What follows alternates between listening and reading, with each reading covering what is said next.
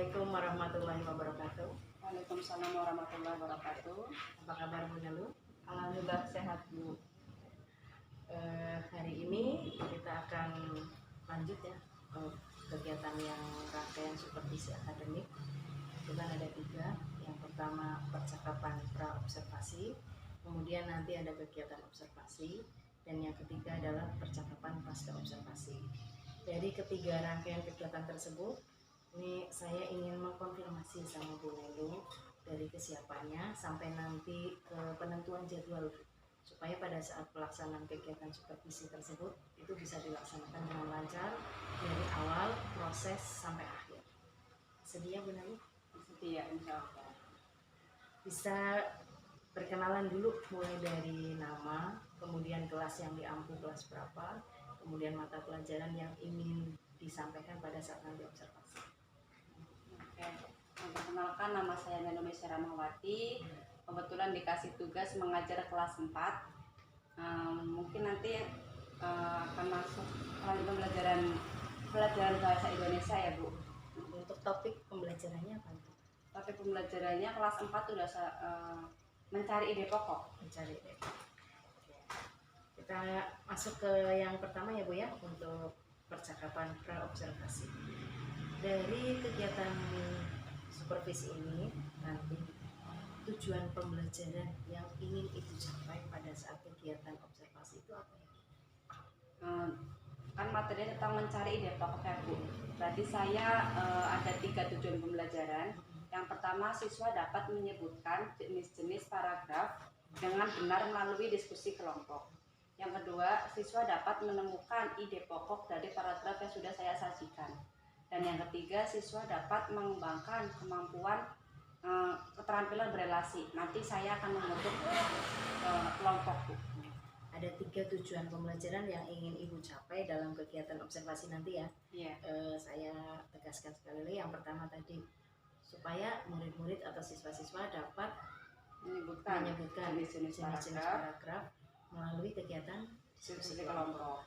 Kemudian yang kedua, siswa dapat menemukan ide pokok melalui kegiatan pemberian tugas ya. Sama yang ketiga ada pengembangan KSE ya Bu ya. Iya. Untuk keterampilan apa tadi? Relasi. Keterampilan Melalui diskusi kelompok ya. Untuk mencapai tujuan tersebut, kira-kira area pengembangan yang ingin Ibu capai itu apa ya Bu? Ada 3. Yang pertama tentang pembelajaran berdifferensiasi proses. Yang kedua keterampilan KSE ya Bu, sosial emosional. Dan yang ketiga tentang pengelolaan kelas ketika saya mengajar nanti. Untuk mencapai area pengembangan tersebut Ibu, berapa macam strategi yang sudah Ibu persiapkan? Ada berapa strategi yang sudah Ibu persiapkan? Ada 3. Yang pertama yang tadi sudah saya sebutkan, berdifferensiasi proses, KSE, sama pengelolaan kelas yang berpusat pada murid. Kemudian Ibu nantinya pada saat Ibu akan menerapkan kegiatan tersebut, kira-kira kemampuan Ibu itu sudah berada di level berapa?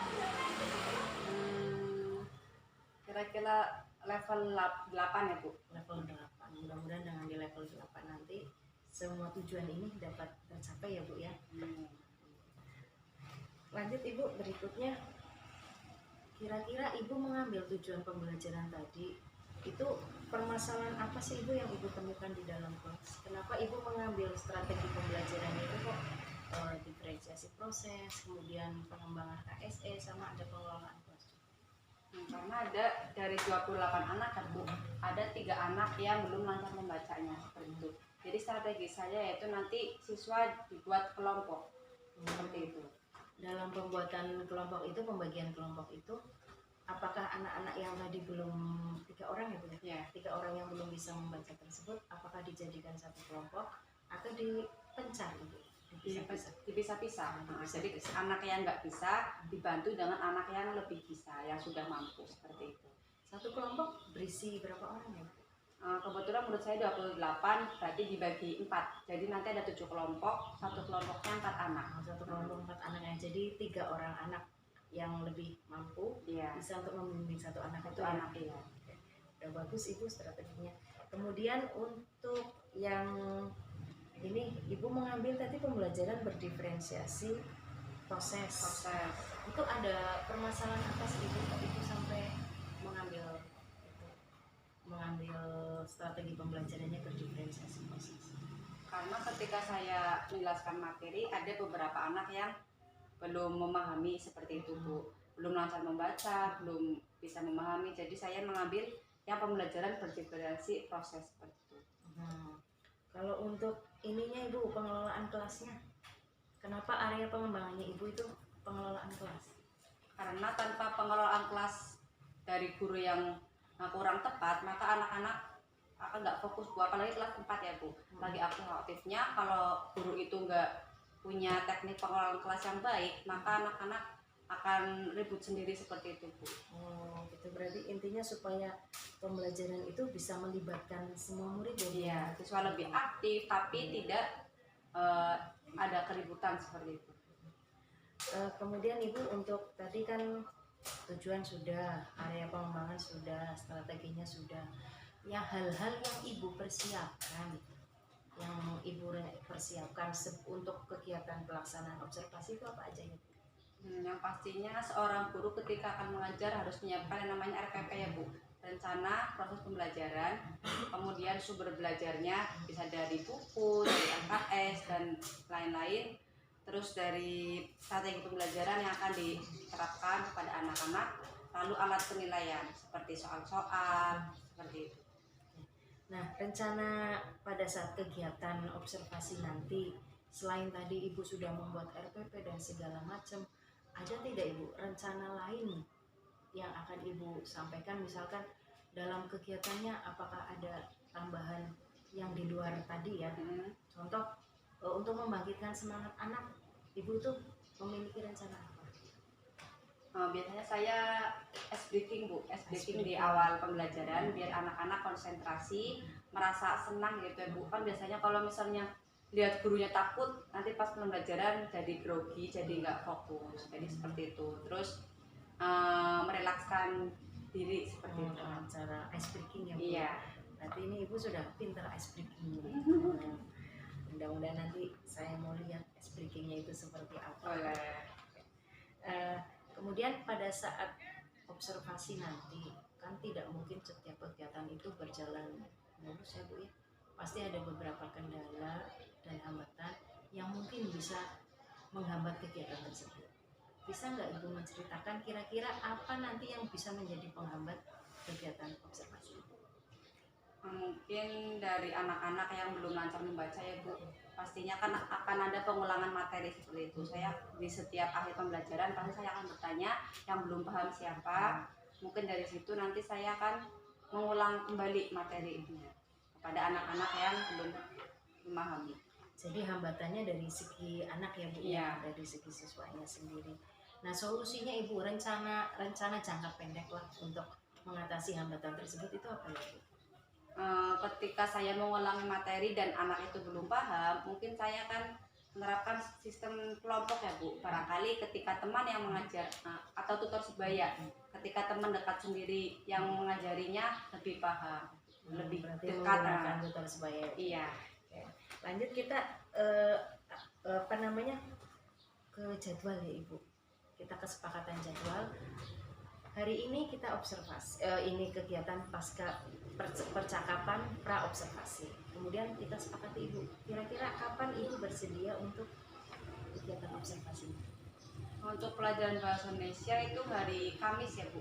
Nanti bisa Kamis minggu depan. Kamis minggu depan ya, berarti tanggal 13 April ya Bu ya. Ya. Itu jamnya jam keberapa ya Bu? Biar nanti kita sama-sama. Bahasa Indonesia itu jam ke-5-6. Ya, oke, nanti kita ketemu di sana ya Bu. Kemudian untuk kegiatan pasca observasinya Ibu kira-kira mau dilaksanakan kapan? Mungkin setelah Lebaran ya Bu. Setelah Lebaran. Karena kegiatannya sudah penuh ya, sudah hampir selesai ya. Kita kan nanti sebentar lagi mau ada pesantren. Kira-kira kapan? Berarti sekitar bulan Mei, di akhir bulan Mei ya. Karena di awal kan ada ya kegiatan sekolah lainnya seperti itu. Tanggal berapa Ibu bisa dipastikan? Akhir bulan kira-kira tanggal 30 Mei. 30 Iya. Ya, berarti nanti kita sepakat ketemu tanggal 30 Mei. Nah, supaya nanti kegiatan kita lancar selama proses kegiatan supervisi akademik ini, kira-kira ada nggak orang-orang atau istilahnya yang bisalah mendukung kegiatan kelancaran ini? Mungkin dukungan dari kepala sekolah ya Bu, perizinan dari kepala sekolah, terus dukungan dari guru-guru senior, minta tips and trick kayak gitu, saran, masukan dari guru-guru senior, dan semangat dari CGP. Nah, kalau untuk dari anak-anaknya sendiri Ibu, kalau seandainya ini kan berarti pertama kali ya saya masuk ke dalam kelas. Biasanya kan kalau kegiatan supervisi itu hanya dilihat sekilas saja sambil supervisi by walking gitu istilahnya. Nah, ini ada orang yang istilahnya di dalam kelas mengamati, apakah itu nanti tidak mempengaruhi murid-murid? Insya Allah tidak. Insya Allah tidak. Berarti alhamdulillah sudah semua ya Bu, mulai dari jadwal kita sudah, kemudian rencananya juga sudah. Sekarang saya ingin kembali menarik kesimpulan dari pertemuan kita hari ini. Bisa nggak Ibu menceritakan kembali apa yang akan Ibu lakukan nanti pada saat kegiatan supervisi? Saya akan diobservasi ya sama Bu Yani. Saya memilih pelajaran bahasa Indonesia materi tentang mencari ide pokok. Dari tujuannya itu ada 3. Yang pertama menyebutkan jenis-jenis paragraf, terus bisa menemukan ide pokok di setiap paragraf, terus dapat mengembangkan keterampilan berelasi. Nah, nanti mungkin strategi pembelajarannya saya mungkin akan membuat kelompok ya Bu, yang terdiri dari 4 anak, yang nanti setiap kelompoknya ada anak yang kurang mampu sama anak yang lebih mampu, seperti itu. Tujuannya agar anak yang lebih mampu itu bisa membantu teman-teman yang kurang mampu, seperti itu. Karena kan ada anak yang belum lancar membacanya. Terus dari pemberian tugas Bu, tadi tugas kelompok sudah, nanti dipresentasikan ke depan agar anak-anak mempunyai mental ya Bu, mempunyai mental yang baik. Saya latih dari kelas 4 bisa mempresentasikan, terus teman-teman kelompok lain bisa menyanggah barangkali ada jawaban yang kurang tepat, seperti itu. Nah, nanti pada saat kegiatan presentasi tersebut, apakah semua kelompok diberikan kesempatan untuk presentasi atau hanya perwakilan saja Ibu? Karena keterbatasan waktu mungkin beberapa kelompok saja, seperti itu. Tapi nanti insya Allah anaknya bisa ya Bu ya, soalnya ini baru kelas 4 Bu. Insya Allah bisa. Ini kebetulan kelas 4 aktif banget ya Bu, luar biasa. Oleh gurunya juga luar biasa. Luar biasa hebat. Oke, berarti kita sudah sepakat ya Ibu, kegiatannya sudah, Ibu perencananya juga sudah, RPP sudah siap Ibu? Sudah, insya Allah. Sumber belajar sudah? Sudah. Nanti sudah siap semua. Mudah-mudahan nanti jika Ibu membutuhkan bantuan apa, misalkan untuk kegiatannya nanti alat peraganya kurang apa segala macam, boleh bertanya ya Ibu ya. Oke, sampai terima kasih Ibu atas bantuannya. Bentar Bu, saya mau tanya. Iya. Saya minta tips Bu, biar ketika diobservasi sama Ibu saya nggak grogi. Ya mengajar emang setiap hari ya Bu, tapi kan ketika ada tim penilai pasti saya akan grogi, beda lah, seperti itu Bu. Tipsnya gimana Bu? Untuk tips sebelum ini ya, sebelum pelaksanaan observasi, itu kan kita kan perlu persiapan dulu. Biasanya kalau persiapan kita sudah matang, insya Allah kita itu sudah tenang. Nah, nanti pede lah, intinya kita pede karena persiapan dari RPP-nya sudah ada, alat peraganya sudah ada, sumber belajarnya ada, strateginya juga ada, sampai alat penilaiannya ada. Kita semua administrasi sudah ada, sudah lengkap siap diberikan ke anak. Tinggal persiapan mental Ibu. Nah, persiapan mental ini bisa kita lakukan dengan metode STOP, teknik pengendalian emosi itu ya. Dari yang pertama berlatih kesadaran diri. Ini KSE juga. Yang pertama melatih kesadaran diri, kemudian yang kedua mengelola emosi, manajemen emosi. Jadi 2 KSE ini insya Allah cukup untuk kita berlatih supaya pada saat kegiatan observasi kita tidak grogi. Caranya bagaimana? Caranya dengan teknik stop. Teknik stop itu apa sih? Teknik stop itu dengan kita istilahnya S itu stop, berhenti. O-nya kemudian T-nya itu tarik nafas. Kemudian setelah itu observe. Kita mau berusaha mengobservasi lingkungan. Istilahnya oh ini kayak gini. Habis itu nanti kita berpikir kembali, kemudian kita tuangkan, istilahnya tarik nafas dalam saja itu sudah cukup ya. Tarik nafas dalam, kita berhenti, kalau kita sudah tenang baru kita masuk. Ini kita perlu juga mengajarkan ke anak-anak istilahnya teknik tarik nafas ini, supaya pada saat mereka belajar mereka juga lebih tenang. Kadang kan ada yang anak-anak gitu gurunya masuk, apalagi misalkan pelajarannya agak susah, mereka tegang. Jadi kita lemaskan dulu dari pernafasannya dulu. Kalau nafas sudah lancar, peredaran darahnya lancar, insya Allah darah yang mengalir ke otak itu juga lancar, sehingga mereka akan bisa berpikir dengan bagus lah, mudah-mudahan hasilnya juga bagus. Kira-kira seperti itu.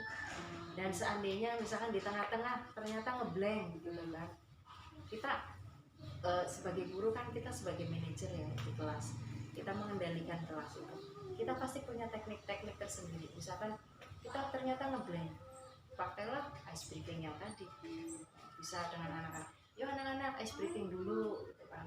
Sambil Jadi, kita memikirkan sambil memikirkan ide apa segala macam, supaya pembelajarannya sudah kita rancang ini tidak ngeblank lagi. Terus misalkan pada saat kita mengelola kelas ternyata anak-anaknya pada diem, kok nggak ada yang aktif, ice breaking lagi nggak apa-apa. Jadi ice breaking itu tujuannya itu untuk membangkitkan semangat, supaya anak-anak yang tadinya biasa-biasa saja menjadi luar biasa. Kira-kira itu bisa ya dilaksanakan? Insya Allah siap. Oke, ada pertanyaan lagi? Mungkin cukup Bu. Cukup. Alhamdulillah, mudah-mudahan saya doakan lancar ya Bu Nelu. Amin. Saleh, Bu Nelu insya Allah guru yang luar biasa, calon guru penggerak berikutnya. Insya Allah. Sampai ketemu lagi di kegiatan observasi ya Bu Nelu di tanggal 13 April. Terima kasih atas bantuannya. Assalamualaikum warahmatullahi wabarakatuh. Waalaikumsalam warahmatullahi wabarakatuh. 17